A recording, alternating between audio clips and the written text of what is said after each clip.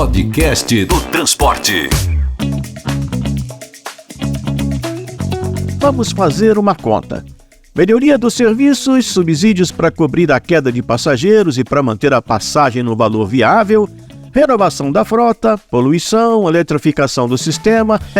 Tudo isso cai no colo de prefeituras de tudo quanto é tamanho. O podcast do Transporte perguntou para Tainá Bittencourt, da Frente Nacional de Prefeitos, se as administrações municipais dão conta de enfrentar tudo isso. A gente, além de ter corpos técnicos, recursos humanos nas prefeituras bastante reduzidos, é pouca gente para apagar muitos fogos, muitos incêndios, mas a gente ainda tem uma falta de capacitação, não apenas porque não estamos sendo atualizados, mas também por troca de mandatos, trocas de renovação de pessoal dentro das prefeituras. A gente acredita muito na Escola Nacional de Administração Pública, por exemplo, a Escola Virtual de Governo, que tem iniciativas positivas e que a gente pode complementar.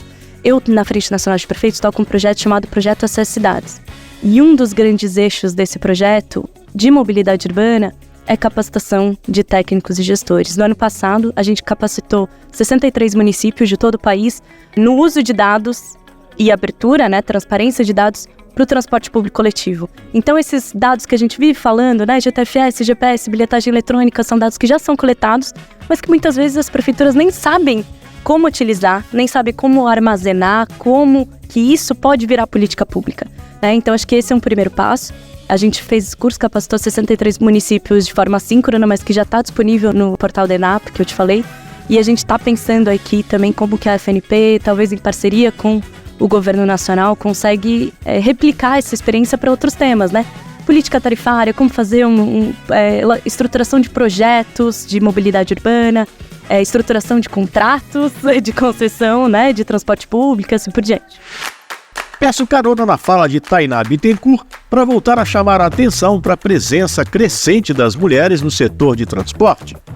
É só ouvir o podcast do Transporte que você vai perceber, E se ainda não reparou nesta mudança importante, cuidado, porque você pode estar perdendo um bonde da história. Dito isto, vamos ouvir a engenheira Cristina Albuquerque, mestre em transportes e diretora de eletromobilidade global do WRI, World Resources Institute, uma ONG sem fins lucrativos, cuja atuação acontece já em mais de 50 países e que aqui no Brasil desenvolve um trabalho de apoio à qualificação do transporte. E a Cristina chega ao nosso microfone propondo uma mudança de foco. Parte dos nossos problemas na mobilidade é que a gente passou anos criando as nossas cidades e permitindo um espraiamento urbano para priorizar o deslocamento de veículos e não o deslocamento de pessoas. Então, grande parte dos nossos problemas de mobilidade causados que a gente tem hoje é por essa falta de prioridade nas pessoas no deslocamento das cidades. Então, trazer as pessoas como foco prioritário do planejamento da nossa mobilidade é parte essencial da nossa solução. A gente tem alguns desafios aí da governança entre os sistemas de trilho, ônibus, bicicleta, mas enquanto a gente não conseguir planejar os nossos sistemas de mobilidade de maneira integrada, conectada, trazendo a maior facilidade para as pessoas nos seus deslocamentos, a gente vai continuar tendo diversos desafios para atrair as pessoas para os modos mais sustentáveis, porque os concorrentes acabam tendo essa facilidade no dia a dia das pessoas. Então, acho que o nosso grande problema e solução é conseguir criar uma política de mobilidade urbana que foque nas pessoas e conseguir conectar esses diferentes modos no deslocamento das pessoas nas nossas cidades. Já sobre a emissão zero, Cristina Albuquerque, do WRI Brasil, nos lembra que as ações nesse sentido não estão concentradas apenas no tal primeiro mundo, ou na nova riqueza chinesa. E ela cita como bons exemplos algumas cidades dos nossos vizinhos, que já estão com um pé, ou melhor, uma roda, girando nesse novo modelo. Na América Latina, a gente tem cada vez mais exemplos. A gente tem, durante a pandemia, cidades como Bogotá e Buenos Aires, que são mais próximas da nossa realidade, que investiram muito em infraestrutura cicloviária e conseguiram aumentar a participação nas suas viagens com transporte ativo, o que colabora muito para os deslocamentos das cidades, diminuindo o congestionamento, mas também melhorando a condição da poluição do ar local e melhoria da qualidade de vida da população.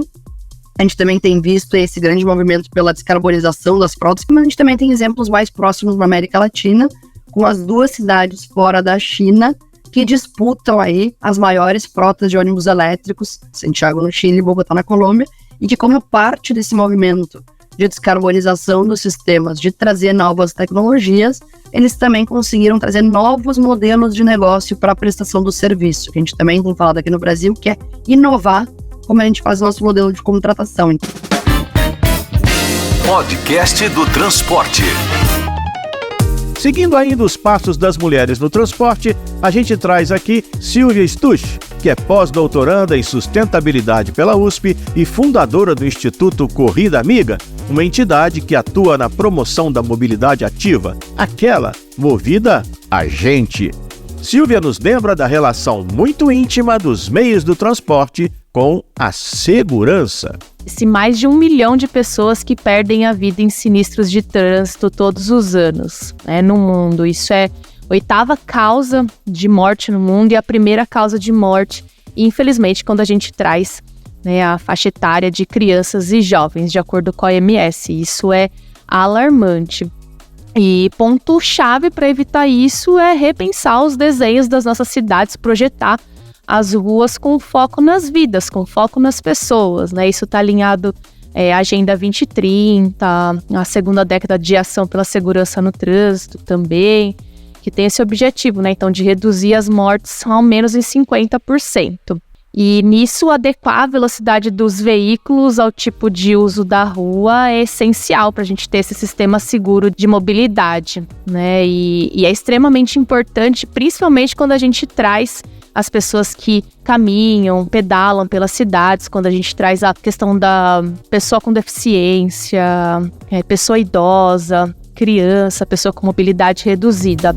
Aqui no Brasil, o DataSUS revela que em 2019, mesmo com a gravidade da pandemia, o trânsito foi simplesmente o maior responsável pela morte de crianças entre 5 e 14 anos de idade e o segundo colocado no ranking das internações dessa faixa etária.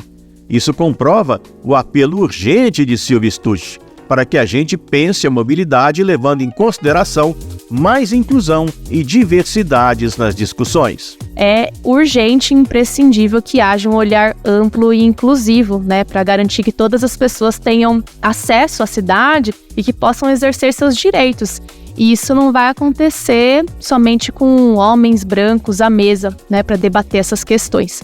A gente precisa ter paridade e representatividade de gênero, raça, vulnerabilidade social nessas discussões, dando visibilidade à população para que as decisões, as tomadas de decisões, elas sejam reflexo de toda essa diversidade que é a população brasileira, que está aí nas ruas todos os dias, exercendo suas atividades e se deslocando pelas cidades. Podcast do Transporte.